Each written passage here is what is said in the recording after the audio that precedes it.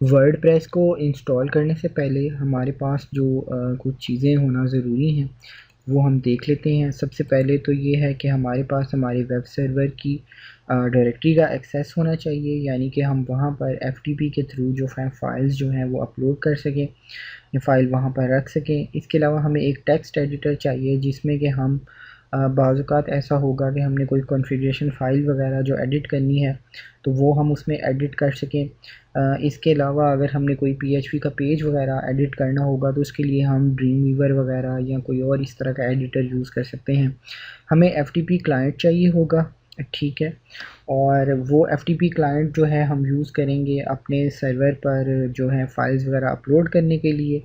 اور اس کے علاوہ ہمیں ڈیفینیٹلی ایک براؤزر تو چاہیے ہی ہوگا جس میں ہم اپنا جو ہے ویو کریں گے ان جو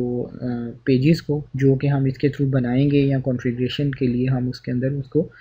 سائٹ کو جو ہے ایکسیس کریں گے۔ سمپلی ہمارے پاس ایک تو پہلی بات یہ ہے کہ پی ایچ پی جو ہے انیبل ہونا چاہیے، ہمارا ویب سرور جو ہے اس میں پی ایچ پی کا ماڈیول جو ہے وہ انسٹال ہونا چاہیے۔ اس کے علاوہ ہمارے پاس مائی ایس کیو ایل کی ڈیٹا بیس جو ہے وہ وہاں پر اویلیبل ہونا چاہیے۔ اگر آپ نے کبھی دیکھنا ہو یا ہوسٹنگ کمپنی سے کوئی ہوسٹنگ وغیرہ بائی کرنی ہو تو آپ ایسی ہوسٹنگ بائی کرنی ہو جس میں آپ یہ چاہتے ہوں کہ میرا ورڈ پریس جو ہے اس کے اندر انسٹال ہو جائے،